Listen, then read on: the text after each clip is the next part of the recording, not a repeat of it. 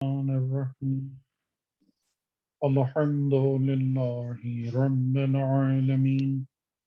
الرحمن الرحيم مالك يوم الدين اللهم يا مالك الملك تؤتي الملك من تشاء وتنزع الملك ممن تشاء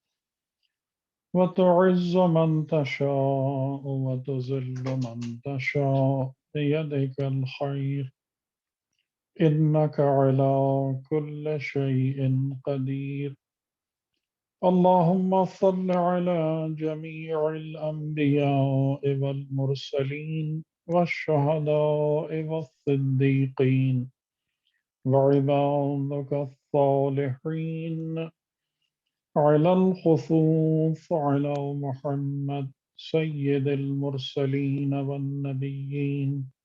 وعلى آله الأطيبين الأطهرين إنما يريد الله ليذهب عنكم الرجس أهل البيت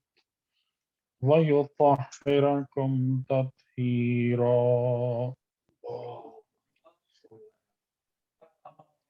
أما بعد قال الله سبحانه وتعالى في كتابه الكريم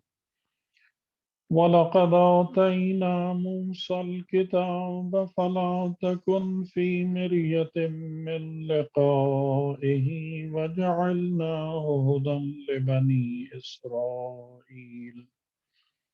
وجعلنا منهم أئمة يهدون بأمرنا لما صبروا وكانوا بآياتنا يوقنون صلوات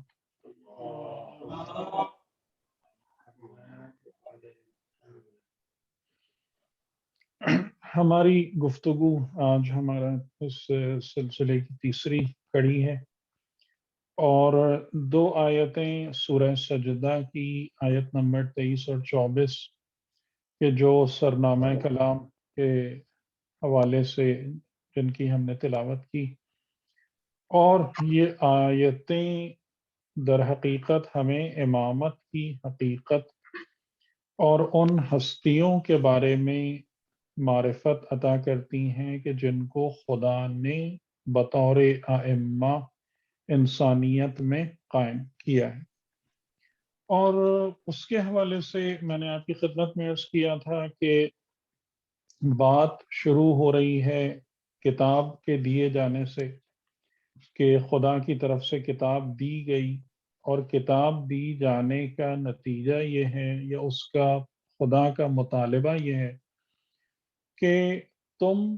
لقاء پروردگار کے حوالے سے کسی شک میں نہ رہنا اور کتاب تمہارے لیے باعث ہدایت بنے وجعلناہ ہدی کہ ہم نے کتاب کو کس لیے قرار دیا کس لیے دیا کہ تم اس کے ذریعے سے ہدایت حاصل کرنے والے بن جاؤ اور پھر اس کے بعد ہم نے ان میں ائمہ قرار دیے اور ائمہ قرار دیے جانے کی وجہ کیا تھی یعنی اماموں کو کیوں عطا کیا اس لیے کہ انہوں نے صبر کیا اور ہماری آیتوں پر یقین رکھتے تھے تو یعنی اس سے ہم کو ایک بات یہ سمجھ میں آتی جا رہی ہے کہ یہ آیت حقیقتاً حبل اللہ کو جمع کر رہی ہے حبل اللہ جس کے بارے میں سورہ آل عمران میں ہمیں پتہ ہے آیت نمبر 102 کہ وَاعْتَصِمُوا بِحَبْلِ اللَّهِ اللہ کی رسی تو اللہ کی رسی حقیقتاً کتاب اور امام ان دو سے مل کر اللہ کی رسی تشکیل پاتی ہے اور کتاب کا مقصد کیا بیان ہو رہا ہے کہ لقاء رب کا یقین ہو جائے اور ہدایت یعنی رستہ رہنمائی واضح ہو جائے اور امام کی پیروی کرنے کے لیے یا امام کے پیچھے چلنے کے لیے کیا چیزیں ہم کو فراہم کرنی پڑیں گی کون سی صفات ہمیں اپنے اندر پیدا کرنی پڑیں گی ان میں سے پہلی صفت ہے صبر اور دوسری اللہ کی آیتوں پر ایمان نہیں یقین تو یہ دو صفات ہوں گی تو ہم حقیقتاً امام کا فائدہ اٹھا سکیں گے. اور اگر ہم واقعاً کتاب خدا سے استفادہ کریں گے تو ہم کس جگہ تک پہنچیں گے کہ ہمیں اللہ کی ملاقات کا یقین ہوگا اور ہم ہدایت حاصل کرنے والے بنیں گے. تو اس مین ٹاپک کو ذہن میں رکھیے گا. کل میں نے امامت کے حوالے سے آپ کے سامنے بیان کیا تھا کہ امامت کوئی الگ سے آنے والی چیز نہیں ہے، بلکہ امامت جو ہے وہ نبوت اور رسالت کا کنٹینویشن، اور یہ تینوں کے تینوں مل کر نبوت اور رسالت اور امامت یہ تینوں مل کر نظام ولایت کو جنم دیتے ہیں، کریٹ کرتے ہیں. اور نظام ولایت کا مقصد کیا ہوتا ہے کہ یہ وہ سسٹم ہے جو انسانیت کو خدا کا تقرب حاصل کرنے کے لائق اور قابل بناتا ہے. یہ نظام ولایت کا پرپس ہے کہ خدا نے اس نظام ولایت کو جب قائم کیا، معصوم ہستیوں کو اس کا ذمہ دار بنایا، تو اس نظام کا مین پرپس کیا ہے کہ انسان اور انسانیت خدا کے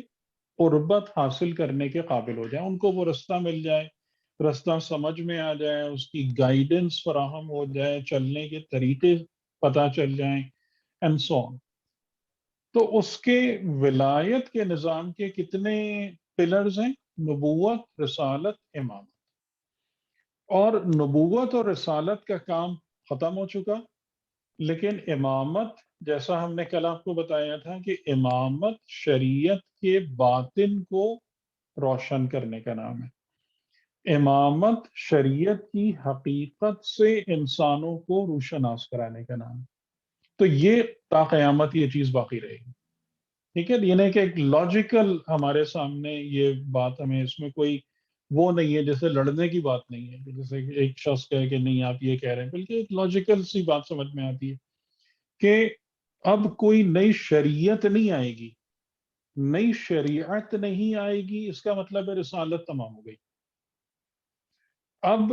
کوئی نئی خبر نہیں آئے گی غیب کے بارے میں، یعنی توحید اور آخرت کے علاوہ نبوت تمام ہو گئی. لیکن جو نبوت اور رسالت یا شریعت ہم کو عطا کی گئی ہے، اس میں ترقی کے دروازے کبھی بند نہیں ہوں گے. اس کے باطن میں داخل ہونا، اس کے اسرار کو کھولنا، اس کی راہوں میں ترقی کرنا اور بلند ہونا، یہ چیز کبھی بند نہیں ہوگی. تو اس کا مطلب کیا ہے کہ راہ امامت ہمیشہ کھلی رہے گی، کیونکہ یہ امام کا کام ہے. یہ امام کا کام ہے کہ نبوت اور رسالت کی حقیقت اور اس کے باطن تک انسانوں کو لے جائیں اور اس رستے پہ چلنے میں مدد دیں. تو اس بات کو ذہن میں رکھیے گا. اچھا، اب ہم آج کی حد تک، یعنی اب آج سے اپنی گفتگو کو ایک منزل اور آگے بڑھاتے ہوئے کہ جو بھی امام برحق ہے، یعنی کہ جس کو خدا نے امام بنایا ہے، ٹھیک ہے نا. اب آپ اس بات کو سمجھ گئے نا کہ امامت بھی نبوت اور رسالت کے طریقے سے ایک خدائی عہدے کا نام ہے. یہ خالی کسی لیڈرشپ کا نام نہیں ہے. لیڈرشپ امامت نہیں ہے، اگرچہ کہ لغت میں یا لٹرل میننگ میں لیڈرشپ کو امامت کہتے ہیں. اور اسی وجہ سے کوئی شخص پریئر کو لیڈ کرے یا جلسے جلوس کو لیڈ کرے، وہ اس کا امام ہو جاتا ہے. لیکن جس سینس میں قرآن کریم امامت کو روشناس کرا رہا ہے، یہ اس آیت میں جن لوگوں کو ائمہ قرار دیا جا رہا ہے، یہ وہ والے امام نہیں ہیں، بلکہ یہ وہ امام ہیں کہ جنہیں خدا نے منتخب کیا ہے تاکہ انسانیت کو اس کے اعلیٰ ترین مقام تک لے جائیں اور ان کو رہنمائی کریں. یہ وہ امام جو خدا کے منتخب کردہ ہیں. تو اس امام کی جو پہلی ذمہ داری ہے سوسائٹی میں، انسانی معاشرے میں، وہ کیا ہے؟ اور آج ہم انشاءاللہ امام حسین علیہ السلام کے حوالے سے اس کو بھی ذرا اچھے طریقے سے بھی دیکھیں گے. وہ کیا ہے؟ امر بالمعروف و نہی از منکر، کہ یہ جملہ آپ نے سنا ہوگا، اور انشاءاللہ آج میں یہ جملہ امام علیہ السلام کے خط کا جملہ ہے جو آپ نے بطور وصیت مدینے سے نکلتے ہوئے، رخصت ہوتے ہوئے تحریر کیا تھا کہ بے شک میں اس لیے باہر نکل رہا ہوں تاکہ اپنے جد کی امت میں اصلاح کو تلاش کروں، اور میرا یہ ارادہ ہے کہ میں امر بالمعروف کروں اور نہیں از منکر کو بجا لاؤں۔ یہ امام علیہ السلام نے اپنے خروج کے مقصد کو بیان کیا ہے، یعنی میں کیوں نکل رہا ہوں، میں اپنے وطن کو، مدینے کو کیوں ترک کر رہا ہوں؟ اس لیے کہ اپنے جد کی امت میں اصلاح کروں، ان کے فساد کو دور کروں، فتنے ختم کروں، اور امر بالمعروف اور نہی از منکر کروں۔ یعنی امر بالمعروف اور نہی از منکر کو امام علیہ السلام اپنی ایک ذمہ داری اور مأموریت کے طور پر بیان کرتے ہیں، کہ جس سے ہم کو یہ بات سمجھ میں آ رہی ہے، اور انشاءاللہ آج تو میں پورا یہ سمیٹ بھی نہیں پاؤں گا اس ٹاپک کو، تو کل انشاءاللہ ہم قرآن کریم کی آیتوں سے اور امیر المؤمنین امام علی علیہ السلام کے جملوں سے پھر اس کو میں اور سپلیمنٹ کروں گا، امر بالمعروف و نہی از منکر کے موضوع کو۔ آج ہم اس کی بنیادی تعریف کچھ بتا دیں، اس کے کچھ پہلوؤں کا ذکر کر دیں جو ہم سے ریلیٹ کرتے ہیں، ہم سے ریلیونٹ ہیں، اور پھر ہم امام حسین علیہ السلام کے اس خط کو، کہ جو بہت خوبصورت ہمارے لیے، ہماری ہدایت کے لیے ایک بہترین منشور ہے، اس کو آج ہم اسٹڈی کرتے ہیں انشاءاللہ۔ اچھا، امر بالمعروف کا جو معنی ہے، ویسے تو میں بہت دفعہ بیان کر چکا ہوں، لیکن ہو سکتا ہے کہ آج کی گفتگو میں کئی لوگ ایسے شریک ہوں جنہوں نے وہ سب باتیں نہ سنی ہوں، تو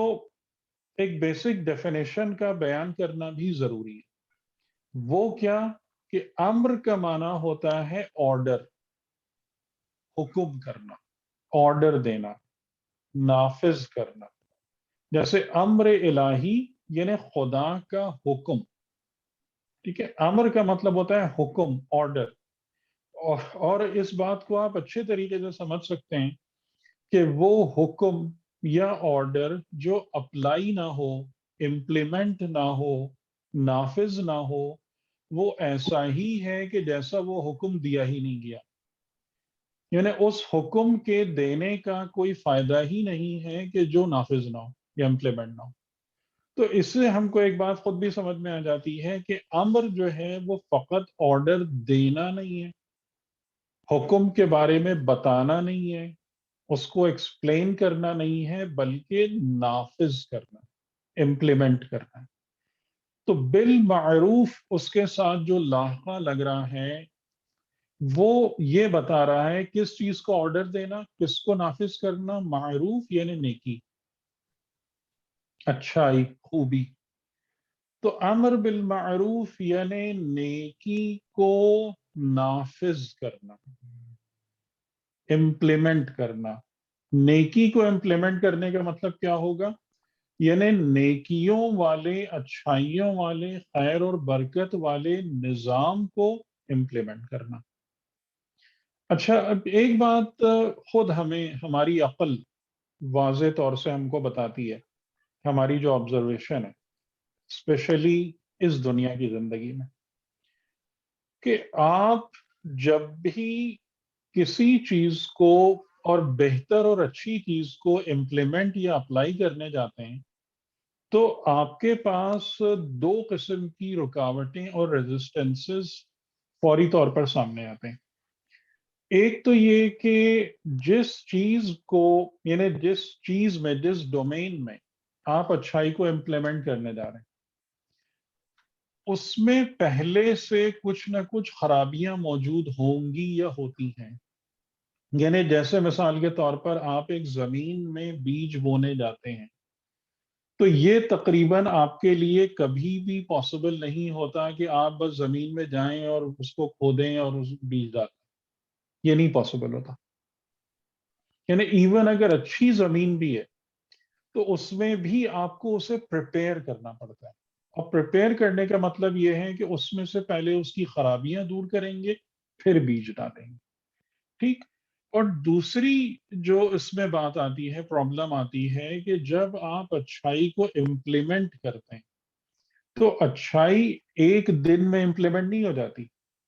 بلکہ یہ ایک گریجول پروسیس ہوتا ہے، ایک عمل ہوتا ہے جو رفتہ رفتہ رفتہ کر کے چیزیں آگے بڑھتی ہیں۔ تو جب یہ پروسیس چل رہا ہوتا ہے تو بہت سارے فیکٹرز اچھائی والے نظام کو کاؤنٹر کرتے ہیں، اس کو کاؤنٹر کرنے آ جائیں گے، اس کی مخالفت کریں گے، اس کو مٹانے کی کوشش کریں گے۔ تو ان تمام کا توڑ اور اس کے مقابلے میں جو ڈیفنس سسٹم ہے وہ بھی آپ کو ان پلیس رکھنا پڑے گا۔ تو اب آپ اس بات کو دیکھ رہے ہیں کہ جو امر بالمعروف والا جو نظام ہے، یہ امر بالمعروف والا جو کام ہے، یہ کوئی اتنا سادہ کام نہیں ہے، اور اسی لیے اس کے بعد جو فوراً نیکسٹ جو چیز آئی وہ نہیں از منکر۔ نہیں امر کا اپوزٹ ہے، یعنی امر کا مطلب یہ ہے کہ آرڈر کرنا، نہیں کا مطلب یہ ہے، یہ نہیں ہے، اس میں آخر میں نون نہیں ہے، نون ہٹا دیں آخر کا تو یہ بن جائے گا نہیں۔ نہیں کا مطلب یہ ہے کہ روکنا، روکنا، اور روکنے میں بھی جس طریقے سے امر میں بائی فورس اگر آپ کو ضرورت پڑے گی تو آپ بائی فورس امپلیمنٹ کریں گے اچھائی کو، اسی طریقے سے نہیں میں بھی اگر ضرورت پڑے گی تو آپ بائی فورس برائی کو روکیں گے اور ختم کریں گے۔ نہیں از منکر۔ تو جو بھی امام ہے خدا کی طرف سے، اس امام کی پہلی ذمہ داری کیا ہے؟ امر بالمعروف و نہی از منکر، یعنی اچھائیوں کو نافذ کرنا، امپلیمنٹ کرنا، اور برائیوں کو نکال باہر کرنا۔ ٹھیک ہے، اس بات کو یعنی یہاں پر یہ بات سمجھ میں رہے کہ جیسے مثال کے طور پر میں ایک تقریر کر رہا ہوں، یہ امر بالمعروف کا میں بھی 5% ہوگا، کیونکہ امر بالمعروف کا ایک چھوٹا سا پورشن ہے اچھائی بتانا، اچھائی کے بارے میں بتانا یا برائی سے باخبر کرنا، لیکن یہ امر بالمعروف کا بہت چھوٹا سا حصہ ہے۔ اصل امر بالمعروف کیا ہے کہ انسان اچھائی امپلیمنٹ کرے، برائی ختم کرے، برائی کو جڑ سے نکالے اور اکھاڑ کے پھینک دے۔ اچھا، یہاں پر اگر آپ اس بات کو سمجھ گئے ہیں کہ امر بالمعروف اور نہی از منکر کا معنی کیا ہے، تو میں یہاں پر ایک دو باتیں اور تھوڑی سی اس میں ایڈ کر دوں کہ جس کی وجہ سے یہ کام کافی دقت طلب ہوتا ہے اور یہ جہاد مانگتا ہے۔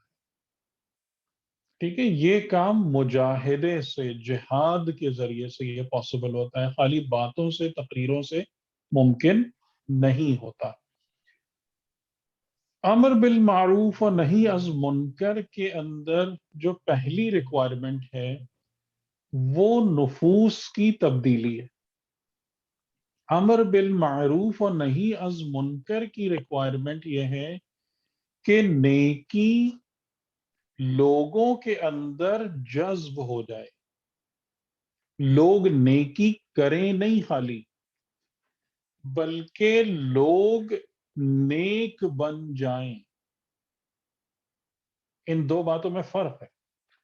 کہ ہم میں سے بہت سارے لوگ ایسے ہیں کہ جو کافی نیکی کے کام انجام دیتے ہیں، لیکن ضروری نہیں کہ میرے اندر میرا نفس، میری ذات بھی نیک ہو،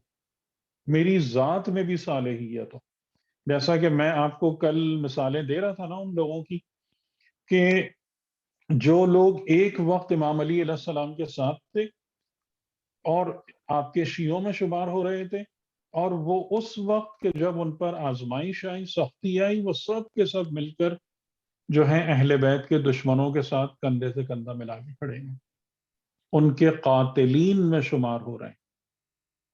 تو اس سے فرق نہیں پڑتا انسان کو، یہ یہاں پر ہمارا کام تمام نہیں ہوتا، یہاں پر امر بالمعروف اور نہی از منکر کے تقاضے پورے نہیں ہو جاتے کہ ہم نیکی کر رہے ہیں، اچھائی کر رہے ہیں، بلکہ ہمارے اندر نیکی کی صفت پیدا ہو جائے، جیسا کہ امام حسین علیہ السلام نے اپنے اصحاب کو، اپنے انصار کو، اپنے جو بھی آپ کے قریبی رشتہ دار اور حرم تھے ان کو کیسی تربیت کی تھی، ان کے نفوس کو کیسا بنا دیا تھا کہ دنیا کی سخت سے سخت ترین حالت بھی ان کو تبدیل کرنے میں کامیاب نہیں ہو پائی۔ ٹھیک ہے، اس کو کہتے ہیں، یہ ہے امر بالمعروف اور نہی از منکر کا پھل، کہ وہ امام یا وہ ہستی جو امر بالمعروف اور نہی از منکر انجام دیتا ہے، وہ یعنی جیسے امام حسین علیہ السلام کی شخصیت، آپ نے جو امر بالمعروف اور نہی از منکر انجام دیا ہے تو کس طریقے سے، ابھی ہم اس پہ بھی انشاءاللہ بات کرتے ہیں۔ تو اس بات کو ذہن میں رکھیے کہ امر بالمعروف اور نہی از منکر کا معنی یہ ہے کہ نیکی انسانوں کے نفوس میں جذب ہو جائے، ایبزارب ہو جائے، اور لوگ نیکی اور اچھائی کو بطور ایک ویلیو کے ایکسپٹ کریں اور اپنی لائف میں اس کو امپلیمنٹ کریں۔ اچھا، یہاں پر دو چار جملے میں چاہ رہا تھا کہ جس ماحول کے اندر ہم ہیں، تھوڑا سا اس بات کو بھی آپ لوگوں کے سامنے میں عرض کر دوں، کیونکہ ظاہر ہے کہ آپ میں سے اکثر حضرات بچوں کی تربیت کے حوالے سے اور نوجوانوں کے حوالے سے پریشان رہتے ہیں اور ڈسکس بھی کرتے ہیں اور سوال بھی کرتے ہیں۔ تو آپ کو اس بات کو اچھے طریقے سے انشور کرنا ہے کہ آپ کا بچہ ایک نیک عمل انجام دے رہا ہے یا نیکی کو بطور ایک ویلیو کے ابزارب کر رہا ہے۔ اس بات کو یعنی کہ یہ امر بالمعروف اور نہی از منکر مجھے بھی کرنا ہے، آپ کو بھی کرنا ہے، ہم میں سے ہر وہ شخص کہ جو امام علیہ السلام کا پیروکار ہے اور امامت کے رستے پر ہے، ہر ایک کو امر بالمعروف اور نہی از منکر کرنا ہے۔ اور اسی حوالے سے میں نے اس کی تعریف آپ کے سامنے بیان کر دی کہ امر بالمعروف و نہی از منکر اچھائی کا بتانا یا برائی سے خبردار کرنا نہیں ہے، بلکہ نیکی کو ایک ویلیو کے طور پر، قدر کے طور پر ایک اہمیت دے کر معاشرے میں، انسانوں میں نافذ کرنا۔ اچھا، یہاں پر ایک اور بات میں آپ کی خدمت میں عرض کروں، اور یہ مثال بھی میں نے کئی دفعہ دی ہے کہ آپ اگر کسی ایک ایسے مقام پر ہیں کہ جہاں کی فضا میں ٹاکسک فیومز ہیں، تو اس سے فرق نہیں پڑتا کہ آپ حفظان صحت کے یا ہائیجین کے پرنسپلز کا کتنا خیال رکھتے ہیں۔ آپ اس بات کو اچھے طریقے سے سمجھ سکتے ہیں نا کہ اگر آپ کا جو ماحول ہے، جو آپ کا انوائرنمنٹ ہے، اس میں مثال کے طور پر قریب کوئی فیکٹری ہے، وہاں سے سلفر ڈائی آکسائڈ اور ٹاکسک فیومز یا کاربن مونو آکسائڈ اور اس قسم کی گیسز جو ہے نا وہ ایمٹ ہو رہی ہیں، انوائرنمنٹ پولیوٹیڈ ہے، ٹاکسک ہے، آپ جتنی دل چاہے ورزش کر لیں، جتنا دل چاہے اچھا کھانا کھا لیں، لیکن ان ٹاکسک فیومز نے آپ کی صحت کو خراب کرنا ہے۔ تو اس کا مطلب یہ ہوتا ہے کہ جب ہم اپنی صحت کے حوالے سے اور روحانی صحت اور دینی صحت کے حوالے سے بھی بات کر رہے ہوتے ہیں، تو یہ خالی اس پر ڈپینڈنٹ نہیں ہوتی ہے کہ میں کیا کر رہا ہوں یا کیا نہیں کر رہا، یہ آپ کے اس ماحول اور اس ظرف پر بھی ڈپینڈنٹ ہوتی ہے جس میں آپ موجود ہیں۔ اچھا، اب جس سوسائٹی میں اور آپ اس وقت موجود ہیں، اس سوسائٹی کا جو ظرف ہے ہم سب کو پتا ہے کہ یہ دینی نہیں ہے، اور بلکہ ان کے جتنے بھی مین انگریڈینٹس ہیں اس کا پش اور پل یہ ہے کہ انسانوں کو دین سے دور کیا جائے اور رکھا جائے۔ یعنی جیسے ایک بات ہے، آپ کبھی بھی غور کریں کہ اگر دینی لوگوں میں سے، یعنی چرچ کا کوئی وہ ہے عہدیدار ہے یا کوئی بھی ریلیجس اتھارٹی ہے، اگر وہ کوئی غلط کام کرتا ہے تو اس کے اوپر اخبارات میں بڑی بڑی ہیڈ لائنز لگ جاتی ہیں، لیکن چرچ سے یا دینی لوگوں سے جو بھی اچھائیاں ہو رہی ہوتی ہیں اس کی کوئی خبر بھی نہیں آتی۔ آپ ہمیشہ اس بات کو دیکھیں کہ یہ پورا جو ایک ماحول بنتا ہے کہ ماحول اور معاشرے کے اندر تو جو مفسدات اور فساد اور گمراہ کرنے والے اور اخلاقیات کو تباہ کرنے والی چیزیں ہیں وہ تو اپنی جگہ پر موجود ہیں ہی ہیں، لیکن اس کے بعد یہ پورے کے پورا سسٹم جو ہے نا یہ بھی اس طرف پش کرتا ہے کہ لوگ دین سے دور رہیں، دور رکھے جائیں، دین سے قریب نہ ہونے پائیں۔ اچھا، اب اگر آپ کا ماحول اور آپ کا ظرف اس طریقے کا بنا ہوا ہے، وہ لوگ یعنی مثال کے طور پر مجھ جیسے لوگ یا زیادہ تر لوگ جو ہمیں اس وقت سن رہے ہیں، جو ایک اسلامک بیک گراؤنڈ سے یا ماحول میں تربیت پا کر آئے ہیں، آپ لوگ تو نسبتاً پھر بھی بچ جائیں گے، کیونکہ آپ کی روٹس میں، آپ کے فنڈامنٹلز میں دین کے حوالے سے کچھ چیزیں موجود ہیں، لیکن وہ بچے جو ٹوٹلی اسی ماحول میں پروان چڑھ رہے ہیں، ان کے لیے یہ ٹاکسک فیومز جو ہیں نا یہ لیتھل ہے، اس بات کو ذہن میں رکھیے گا۔ تو امر بالمعروف اور نہی از منکر کے اصول کے مطابق آپ کو اپنے بچوں کی ویلیوز جنریشن پر بہت زیادہ توجہ کرنی ہے اور محنت کرنی ہے۔ اس بات پر آپ کو مطمئن ہو کے نہیں بیٹھنا ہے کہ میں نے بچے کو کہہ دیا کہ نماز پڑھ لو، میں نے بچے کو کہہ دیا کہ کلمہ پڑھ لو، یا بچیوں کو کہہ دیا ہے کہ حجاب کر لو۔ That is only the tip of the iceberg, یہ بالکل اوپر اوپر کی باتیں۔ تو امر بالمعروف اور نہی از منکر کا جو قانون ہے وہ ہمیں کیا بتاتا ہے کہ نیکی کو بطور ویلیو اسٹیبلش کرنا ہے، امپلیمنٹ کرنا ہے، اور برائی کو ایک نحوست کے طور پر جڑ سے اکھاڑ کر پھینکنا ہے،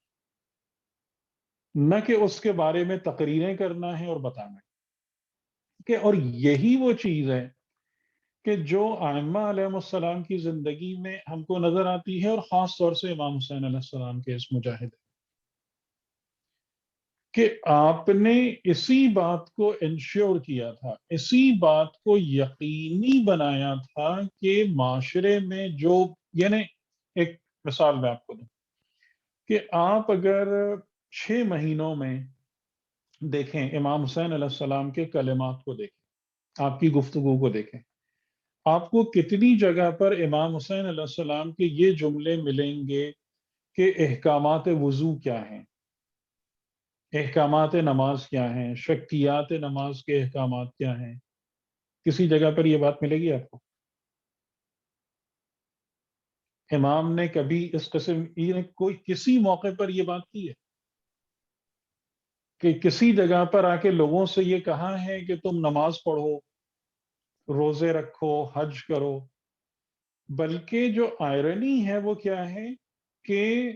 یہ تمام کے تمام کام تو پوری فراوانی کے ساتھ معاشرے میں ہو رہے تھے، مسجدیں بھری ہوئی تھیں۔ جس حج سے امام علیہ السلام 8 ذی الحج کو نکل آئے، اپنے حج کو عمرے سے بدل کے، اس حج میں حاجی بکثرت موجود تھے، لوگ روزے رکھ رہے تھے، عبادتیں ہو رہی تھی، سب کچھ ہو رہا تھا۔ تو پھر امام علیہ السلام کون سا امر بالمعروف و نہی از منکر کرنے نکل رہے؟ کیا یہ بات قابل غور ہے یا نہیں ہے؟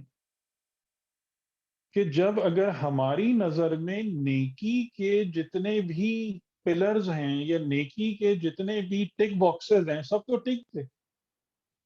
کون سی چیز نہیں ہو رہی تھی؟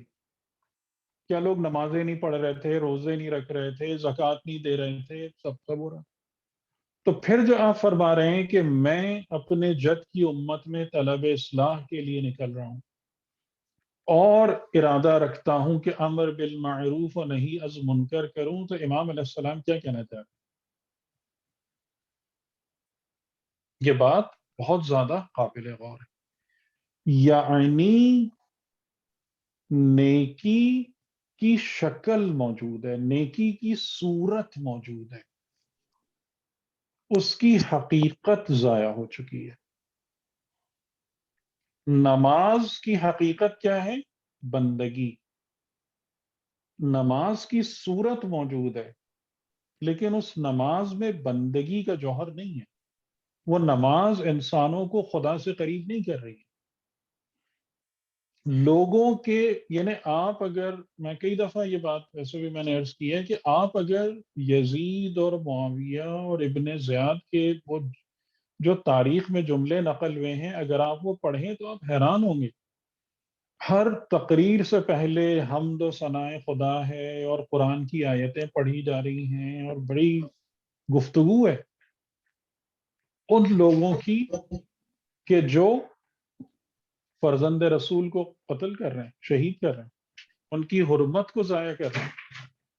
اور وہ قرآن کی آیتیں بھی پڑھ رہے ہیں. تو یہاں سے امام حسین علیہ السلام کا جو امر بالمعروف و نہی از منکر ہے نا، وہ بہت زیادہ معنویت پیدا کر لیتا ہے، اور ہمارے لیے ایک بہت اہم ترین ایک پیغام ہمارے سامنے لے کر آتا ہے کہ دین کی حقیقت اور ہے، اور دین کی ظاہری شکل و صورت کو سامنے رکھ کر اس کی بنا پر فریب کاری اور ہے. اس کی بنا پر دھوکہ دینا، اس کی بنا پر اپنے سارے مطلب نکالنا، یہ ایک اور معاملہ ہے جو کہ بنو امیہ کر رہے تھے، اور جو انہوں نے ظاہراً ایک عرصے تک کامیابی کے ساتھ کیا. اب میں آپ کے سامنے وہ خط پڑھ دیتا ہوں، کیونکہ ہمارے لیے ظاہر ہے کہ ہمارے موضوع کے حوالے سے بھی کہ ہم اپنی اس گفتگو میں زیادہ سے زیادہ امام حسین علیہ السلام کے کلمات سے، آپ کی سیرت سے استفادہ کرنا چاہتے ہیں اپنے موضوع کے حوالے سے، اور اس سے ہمیں امام علیہ السلام کی معرفت اور خود امامت کی معرفت میں ہمارے انشاءاللہ اضافہ ہوگا. کہ جب بھی ہم امام علی کے بات کریں، آپ کی ولایت کی بات کریں، ائمہ علیہ السلام سے محبت کا اظہار کریں، تو یہ بات ہم کو ہمیشہ یاد رہے کہ امامت کی حقیقت کیا ہے. اس امامت کی حقیقت کو سامنے رکھ کر امام سے محبت کریں، نہ کہ خالی لفظاً، صورتاً، شکلاً.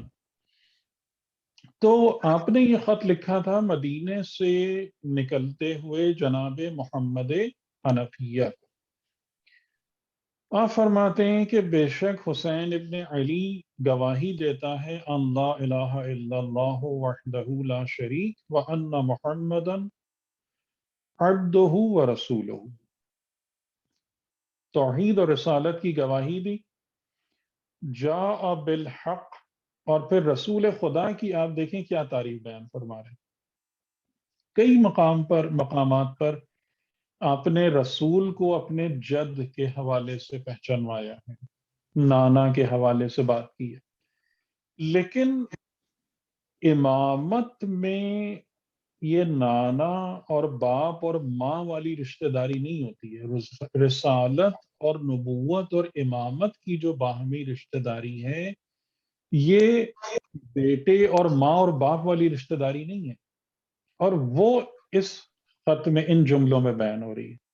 کہ رسول خدا کو بیان فرما رہے ہیں وَجَاءَ بِالْحَقِّ،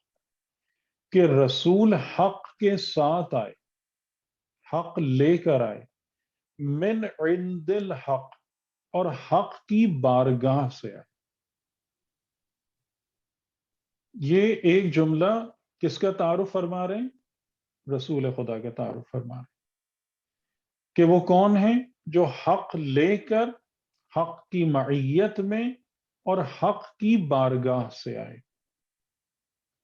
تو یہاں سے ہمیں یہ بات سمجھ میں آ جانی چاہیے کہ امر بالمعروف و نہی از منکر جو امام کرتا ہے وہ کیا ہے؟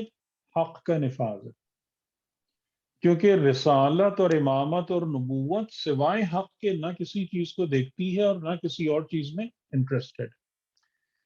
وَأَنَّ الْجَنَّةَ وَالنَّارَ حَقٌّ، اور پھر آپ نے آخرت کی گواہی دی، اور پھر آپ فرماتے ہیں انی لم اخرج اشرا ولا بطرا ولا مفسدا ولا ظالما، یعنی میں جب نکلا ہوں تو نہ مال جمع کرنے کے لیے نکلا ہوں، نہ اپنی حیثیت بڑھانے کے لیے نکلا ہوں، نہ فساد برپا کرنا میری نیت ہے، نہ کسی پر ظلم کرنا۔ ان میں سے کوئی چیز میرے ارادے اور نیت میں شامل نہیں ہے۔ وَإِنَّمَا خَرَجْتُ لِطَلَبِ الْإِصْلَاحِ فِي أُمَّةِ جَدِّي، لیکن بے شک میں اس لیے باہر نکلا ہوں اپنے وطن کو چھوڑ کر کہ میں اپنے جد کی امت میں اصلاح کو طلب کروں۔ اور یہاں سے ہمیں بھی ایک بہت بہت اہم سبق ملتا ہے۔ یہ سب کیا ہے؟ یہ امام علیہ السلام کے امر بالمعروف اور نہی از منکر کے پلان کے شقیں ہیں، یہ پوسٹولیٹس ہیں کہ امر بالمعروف اور نہی از منکر کیسے ہوتا ہے، کن بنیادوں پر ہوتا ہے۔ امر بالمعروف اور نہی از منکر کی پہلی بنیاد فقط اور فقط حق کا نفاذ، اپنی مرضی نہیں، اپنی چاہت نہیں، اپنی منمانی نہیں۔ یعنی اس بات کو بھی ذکر آ گیا ہے تو میں ایک جملہ اور آپ کی خدمت میں عرض کرتا چلوں کہ اس بات کو بھی ہمیں اپنے لیے بھی اور اپنے بچوں کے لیے بھی اس بات کو میک شیور کرنا ہے کہ دین کو ہم ویسے قبول کریں گے اور دین پر ویسے عمل کریں گے جیسا کہ خدا چاہتا ہے، نہ کہ دین کو ہم اس طریقے سے ایکسپٹ کریں گے کہ جیسا ہمیں اچھا لگتا ہے۔ ٹھیک ہے، یہ بات میں کیوں کہہ رہا ہوں؟ اس لیے کہہ رہا ہوں کہ دین کے اندر بہت سارے مقامات ایسے آتے ہیں کہ جہاں پر انسان کو ایکسپٹ کرنے میں تکلیف ہوتی ہے، جس طریقے سے خود کربلا ہے کہ یہ ایک ایسا موقع آ گیا تھا کہ یہاں فرزند رسول کا ساتھ دینا لوگوں کے لیے بہت تکلیف دہ چیز بن گئی تھی۔ ان کی پوری دنیا صاف ہو رہی تھی ظاہراً، اور آپ نے دیکھ ہی لیا کہ زیادہ تر لوگوں نے پھر کس رستے کا انتخاب کیا کہ وہ مسجد بھی جاتے رہے، وہ نمازیں بھی پڑھتے رہے، وہ حج بھی کرتے رہے، لیکن انہوں نے حجت خدا اور امام برحق کو ان کا ساتھ چھوڑ دیا۔ تو اس بات کو ذہن میں رکھنا ہے کہ حق کی بنیاد پر، حق کی بنیاد پر دین قائم ہو، صرف اور صرف حق کنسیڈریشن ہو دین میں، نہ کہ اپنی مرضی، نہ کہ اپنی چاہت۔ تو اور دوسری بات کیا ہے کہ ہمیشہ طلب اصلاح، ہمیشہ معاشرے میں، لوگوں میں ہمیشہ اصلاح طلب کریں، کبھی بھی وہ کام نہ ہم سے ہونے پائے جس سے فساد پھیلے، جس سے خرابی ہو۔ تو میں اپنے جد کی امت میں طلب اصلاح کے لیے نکلا ہوں۔ اريد ان آمر بالمعروف وانہی عن المنکر، اس بات کا ارادہ رکھتا ہوں کہ امر بالمعروف کروں، نہیں از منکر کروں۔ وَأَسِيرَ بِسِيرَةِ جَدِّي وَسِيرَةَ أَبِي علی بن ابی طالب، اور میں اس بات کا ارادہ رکھتا ہوں کہ اپنے جد یعنی رسول خدا اور اپنے والد یعنی علی ابن ابی طالب علیہ السلام کی سیرت کو زندہ کروں۔ تو اس ایک خط میں امر بالمعروف و نہی از منکر کے ارکان سمجھ میں آ رہے ہیں ہم کو کہ یہ کام کیسے کرنا ہے؟ پیورلی حق کو مد نظر رکھتا ہے۔ اس کے بعد جو بھی امر بالمعروف و نہی از منکر کرے اس کی نیت فقط اور فقط اصلاح ہو، نہ کہ فساد، نہ کہ جھگڑا، اور یہ بات بھی میں آپ کی خدمت میں خاص طور سے اس لیے عرض کر رہا ہوں کہ دینی مواقع پر دینی معاملات میں لوگ ایون صحیح اور غلط کو بنیاد بنا کر آپس میں فساد اور جھگڑے برپا کرتے ہیں کہ یہ غلط ہے، یہ صحیح ہے، اور مجھے ہر حال میں صحیح کو امپلیمنٹ کرنا ہے، چاہے اس کے نتیجے میں آپس میں 10 گروپس بن جائیں، ایک دوسرے سے بات چیت بند ہو جائے، ایک دوسرے کے ساتھ تعلقات خراب ہو جائیں. یہ کام نہیں ہے، یہ والا عمل انجام نہیں دینا ہے، کیونکہ امام حسین علیہ السلام کیا فرما رہے ہیں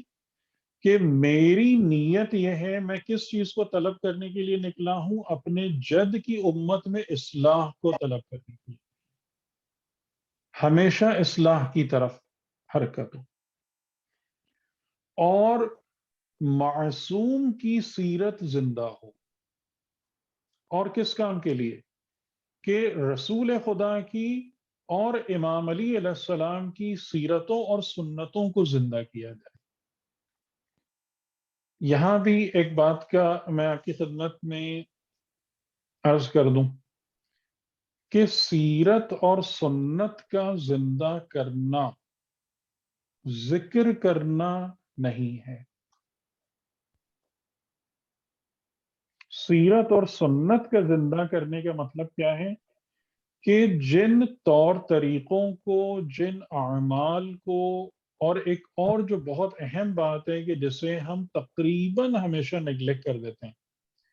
جس مائنڈ سیٹ کو، یعنی نبوت اور رسالت کا ایک مائنڈ سیٹ ہے. وہ مائنڈ سیٹ کیا ہے؟ یعنی ایک طرز تفکر ہے.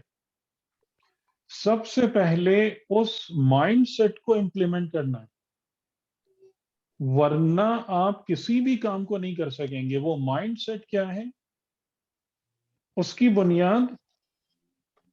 2-3 چیزوں پر ہے. بس یہ ایک بات کر کے اور میں آج کی حد تک بات ختم کروں. نبوت اور رسالت کا مائنڈ سیٹ یا ان کا طرز تفکر یہ ہے کہ زندگی میں اہم ترین صفت اللہ کا بندہ بننا ہے. جس بات پر ہمیں سب سے زیادہ محنت کرنا ہے وہ اس بات پر محنت کرنا ہے کہ میں اللہ کا بندہ بن رہا ہوں یا نہیں بن رہا. اور اللہ کا بندہ بننے کا مطلب کیا ہوتا ہے؟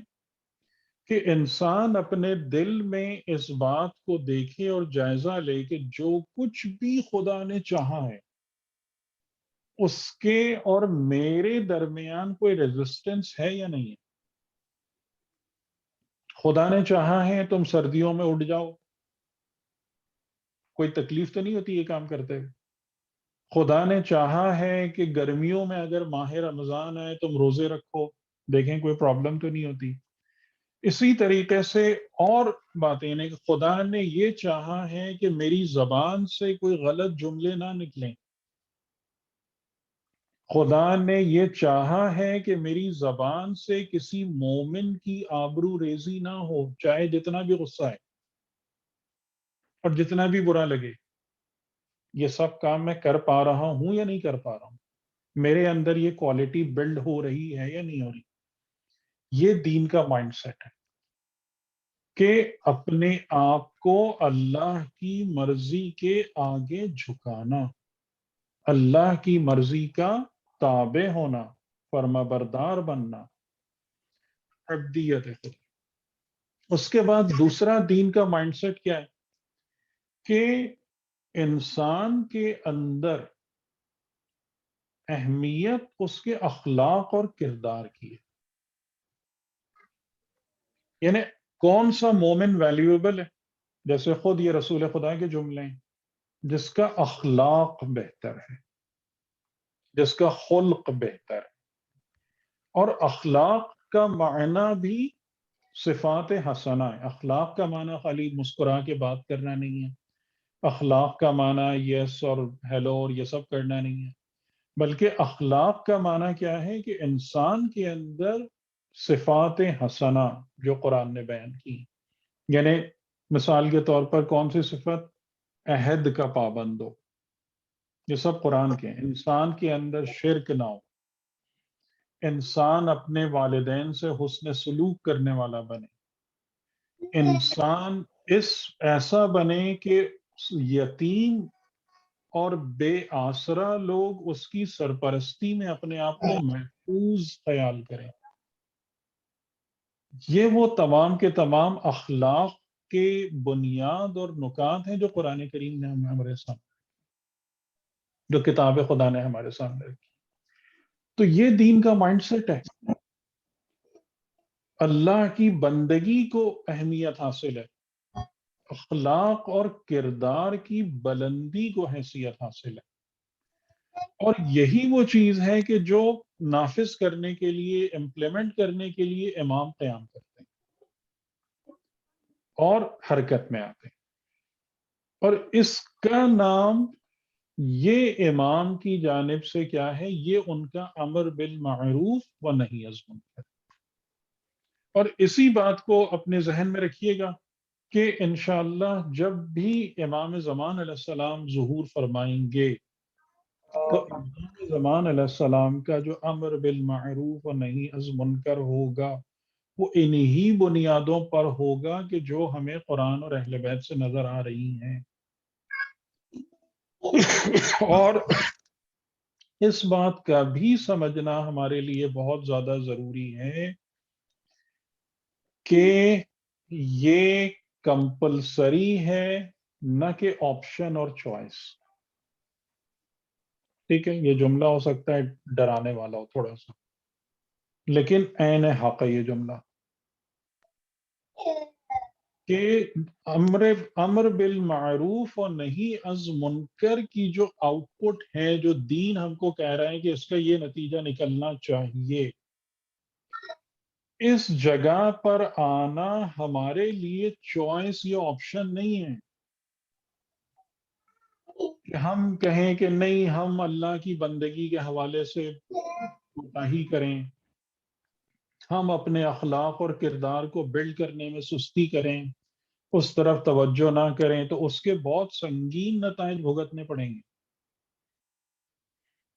یہ چوائس نہیں ہے، یعنی کہ یہ بہرحال ہو سکتا ہے کہ مجھے یہ کہتے ہوئے اچھا نہیں لگ رہا ہو، لیکن اس بارے میں قرآن اور دین بہت کلیئر ہے. اور انشاءاللہ میں آگے چل کے آپ کی خدمت میں عرض کروں گا کہ کتنے طریقوں سے یہ بات ثابت ہے کہ یہ پاسبل نہیں ہے کہ ہم اس بات میں ڈھیل کا مظاہرہ کریں یا کوتاہی کا مظاہرہ کریں اور ہم یہ سوچیں کہ نہیں بھئی چلو یہ تو ایسے بھی چل رہا ہے ویسے بھی چل رہا ہے. یہ سب کچھ نہیں چلے گا، بلکہ بہت ساری خرابیاں آلریڈی ہم دیکھ چکے ہیں اور بہت دوسری خرابیاں دیکھنی پڑ جائیں گی، نعوذ باللہ. تو انشاءاللہ یہ ٹاپک، جیسا کہ ظاہر ہے کہ وقت کی ایک قید ہے، تو اس کے مناسبت سے ایک حد تک میں نے آج آپ کے سامنے اس کے کچھ نکات سامنے رکھے، اور میں امید کرتا ہوں کہ انشاءاللہ آپ لوگ بھی اپنے گھر جا کر یہ چھوٹا سا جو خط ہے امام حسین علیہ السلام کا، کہ جو آپ نے جناب محمد حنفیہ کے نام لکھا تھا، آپ لوگ بھی اس کو جا کے پڑھیے گا، اس کو اسٹڈی کیجیے گا، اور دیکھیے گا کہ جو میں نے 3-4 باتیں اس میں سے خاص طور سے سنگل آؤٹ کر کے آپ کے سامنے بیان کی ہیں، ان باتوں کو آپ کس حد تک سمجھ پاتے ہیں، اور کس حد تک آپ اس کو امام حسین علیہ السلام کا جو مشن ہے امر بالمعروف و نہی از منکر کا، اس سے ریلیٹ کر پاتے ہیں. اور پھر اب obviously coming to our lives، ہم، جیسا میں نے امام حسین علیہ السلام کے مدینے سے رخصت کا ذکر کیا، تو آج پہلی محرم کے حوالے سے ظاہر ہے کہ پہلی محرم کو تو امام علیہ السلام کا قافلہ اس منزل سے قریب ہو رہا تھا کہ جو منزل نینوا یا دشت کرب و بلا کہلاتی ہے. لیکن ہم تاریخوں کی مناسبت سے جیسا کہ ذکر ہوتا ہے، تو آج ہم کچھ ایک دو واقعات امام حسین علیہ السلام کے مدینے سے رخصت کے حوالے سے بیان کریں. اور یہ بات آپ کے علم میں ہے کہ جب یزید کی طرف سے والی مدینہ ولید بن عتبہ کے نام خط آیا تھا کہ حسین ابن علی سے بیعت لو، اور اگر وہ آسانی سے بیعت کرنے پر آمادہ نہ ہو تو جس حد تک سختی ممکن ہو کرو، یہاں تک کہ قتل تک بھی جا سکتے ہو۔ لیکن ولید نے اس بات کو دل سے قبول نہیں کیا، اور بہرحال وہ بالکل بھی آمادہ نہیں تھا اس چیز پر کہ وہ امام حسین علیہ السلام کی طرف اپنا ہاتھ بڑھائے۔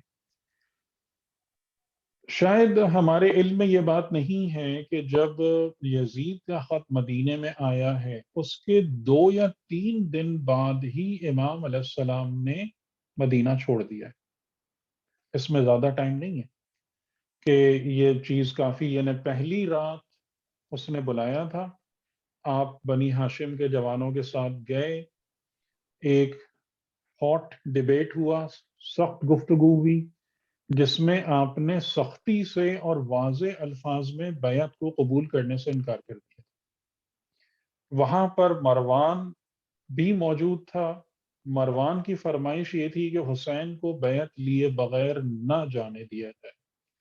لیکن ولید بن عتبہ کی ہمت نہیں پڑی امام حسین کو روکنے کی، اور ظاہر ہے کہ وہ مدینہ تھا اور وہاں بنی ہاشم کے جوان بھی موجود تھے۔ اس کے بعد امام حسین علیہ السلام نے فوراً ہی اس بات کی منصوبہ بندی کر لی کہ اب مدینے میں ہم نہیں رہیں گے، اور آپ کی جو پہلی منزل تھی وہ تھی مکہ۔ اور یہ بات بھی ذہن میں رہے کہ کوفیوں کے خطوط اور وہ تمام کی تمام چیزیں جو ہیں وہ زیادہ تر مکے میں آئی ہیں، نہ کہ مدینے میں۔ تو یہ پورا جو ایک وقت کے لحاظ سے ترتیب ہے واقعات کی، وہ اپنے ذہن میں رکھیے گا۔ جب یہ خط آیا ہے یزید کا تو اس کے بعد امام حسین علیہ السلام رسول خدا کی قبر پہ تشریف لے گئے پہلی رات، اور وہاں پہ جا کے آپ فرماتے ہیں رسول خدا سے ہم کلام ہوتے ہیں، گفتگو کرتے ہیں، اور جو تاریخ میں لکھا ہے وہ بہت عجیب جملہ لکھا ہے کہ السلام علیکہ یا رسول اللہ، انا حسین ابن فاطمہ، کہ اے اللہ کے رسول آپ پر سلام ہو اور میں حسین ابن فاطمہ آپ کے پاس آیا ہوں اور آپ کی خدمت میں حاضر ہوں، کہ آپ نے مجھے اپنی امت میں بطور خلیفہ چھوڑا تھا، آپ نے حکم خدا کے مطابق ہم کو امام بنا کر امت کے درمیان رکھا تھا، لیکن اے پیغمبر خدا اب آپ اس بات پر گواہ رہیے کہ اس امت نے مجھے تنہا کر دیا ہے۔ اور یہ جملہ امام حسین علیہ السلام کا بہت عجیب جملہ ہے کہ ابھی آپ مدینے میں، ابھی ظاہراً اصحاب پیغمبر اور تابعین اور نامعلوم کون کون سے لوگ آپ کے ارد گرد ہیں، لیکن آپ رسول خدا کی قبر مبارک پہ جا کے یہ ارشاد فرما رہے ہیں کہ ان لوگوں نے مجھے تنہا کر دیا، اور یہ میری آپ سے شکایت ہے، میں اس شکوے کے لیے آپ کی خدمت میں حاضر ہوا ہوں، اور امید کرتا ہوں کہ جلد آپ سے ملاقات کروں گا۔ اور یہ گفتگو آپ نے کی مختصر سی، اور اس کے بعد آپ نے وہاں پر نماز میں اور عبادت میں مشغول ہو گئے۔ اور آپ کو یہ بات پتہ ہے کہ رسول خدا کی قبر مبارک جو ہے وہ مسجد نبوی کے ساتھ ہے، بلکہ مسجد میں ایک لحاظ سے اندر ہی۔ تو امام علیہ السلام پوری رات وہاں پر عبادت میں مشغول رہے۔ اس کے بعد جب صبح ہوئی تو آپ اپنے گھر تشریف لائے، اور اس آنے والی رات کو دوبارہ رسول خدا کی قبر پہ آئے، چند رکعت نماز آپ نے ادا کی، اور جب نماز سے فارغ ہوئے تو پھر آپ نے اب رسول سے نہیں خطاب کیا، اب آپ نے خدا کی بارگاہ میں ہاتھ بلند کیے اور ان الفاظ میں دعا کی کہ اے خدایا، اے میرے رب، یہ تیرے پیغمبر محمد کی قبر اور میں تیرے پیغمبر کی بیٹی کا فرزند ہوں، اور اے میرے رب، تو اس بات کا علم رکھتا ہے کہ میں معروف کو دوست رکھتا ہوں، معروف سے محبت کرتا ہوں اور منکر کو دشمن جانتا ہوں۔ منکرات میرے دشمن ہیں، معروف میرے محبوب ہیں۔ اے ذوالجلال والاکرام، میں تجھ سے سوال کرتا ہوں اس ہستی کے حق کا واسطہ دے کر جو اس قبر میں ہے، کہ جو کچھ بھی میرے سامنے آنے والا ہے مجھے ہمیشہ اس راہ پر چلنے کی توفیق عطا فرمانا کہ جس میں تیری اور تیرے رسول کی رضا۔ یہ امام حسین علیہ السلام نے قبر رسول پر دعا کی۔ امام علیہ السلام اس حالت میں دعا کرتے کرتے بہت شدت میں، اب ہم سمجھ سکتے ہیں اس بات کو کہ امام کی حالت اور آپ کے جذبات کیا ہوں گے جب آپ کی زبان مبارک سے یہ جملے ادا ہو رہے ہوں گے۔ تو آپ شدید گریے میں مشغول ہوئے، یعنی بہت زیادہ آنسو آپ کے آنکھوں سے بہہ رہے تھے، اور اسی حالت میں آپ ایک لحاظ سے نیند کی حالت میں چلے گئے۔ تو آپ نے دیکھا رسول خدا کو کہ رسول خدا کچھ فرشتوں کے ساتھ، فرشتوں کی ہمراہی میں آپ کے پاس آئے ہیں۔ امام حسین علیہ السلام جو کہ وہاں زمین پر تھے، اب ان کو اٹھاتے ہیں، اپنے سینے سے لگاتے ہیں، دونوں آنکھوں کے درمیان بوسہ دیتے ہیں اور کہتے ہیں اے میرے حبیب حسین، گویا کہ میں دیکھتا ہوں کہ تم عنقریب اپنے خون میں لت پت ہو، تم قتل کیے جاؤ گے ایک ایسی اس زمین میں کہ جو زمین کرب و بلا ہے،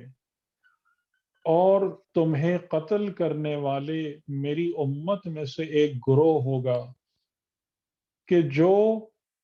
تجھے قتل کرنے کے ساتھ ساتھ میری شفاعت کے بھی امیدوار ہوں گے، جو بخدا ان کو کبھی نصیب نہ ہو۔ اے حسین، تم اس حالت میں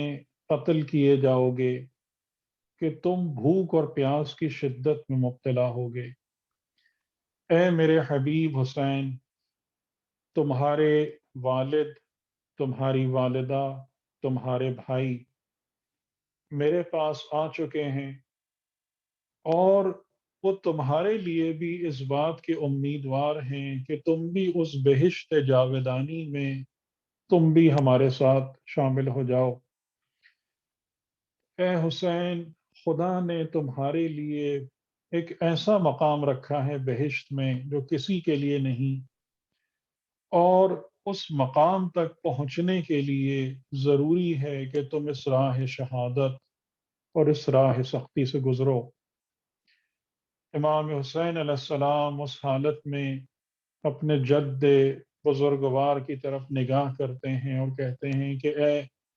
نانا جان، مجھے اب اس دنیا کی حاجت رہی نہ اس زندگی کی حاجت رہی، آپ مجھے اسی وقت اپنے پاس بلا لیں۔ رسول خدا فرماتے ہیں جواب میں کہ نہ حسین،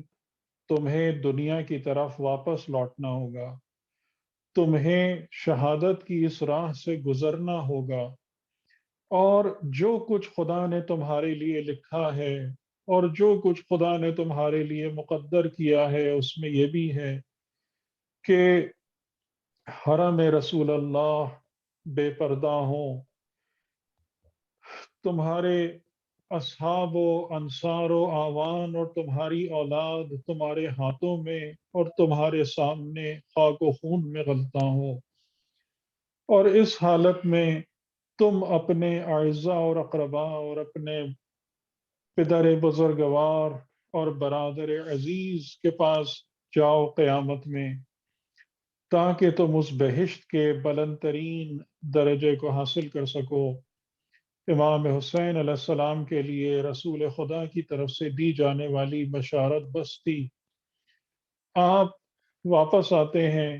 اور شاید یہ بات ہم کم بیان کرتے ہیں کہ اسی رات کو، رات کی تاریکی میں امام حسین علیہ السلام اپنے حرم کو لے کر مدینے سے روانہ ہوئے ہیں۔ اور اس میں جو سب سے عجیب بات ہے وہ جناب زینب سلام اللہ علیہا کا ساتھ ہونا۔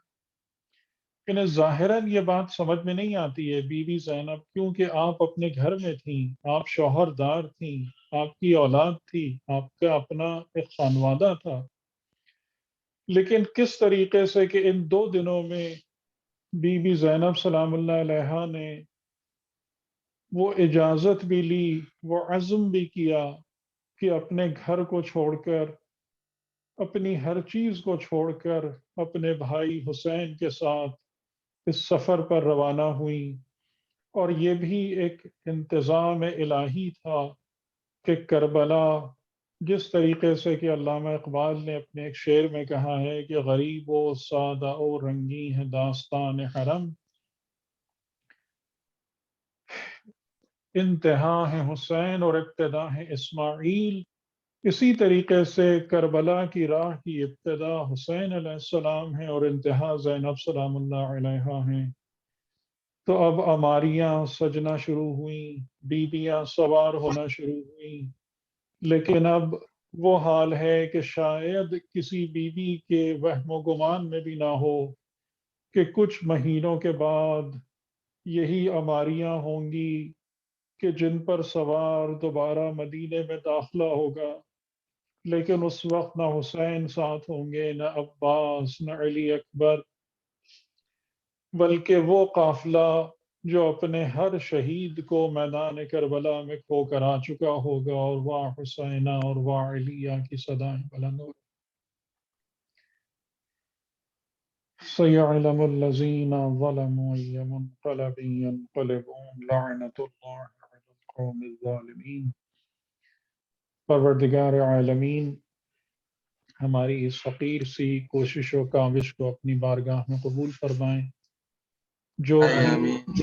جو بھی مجلس کی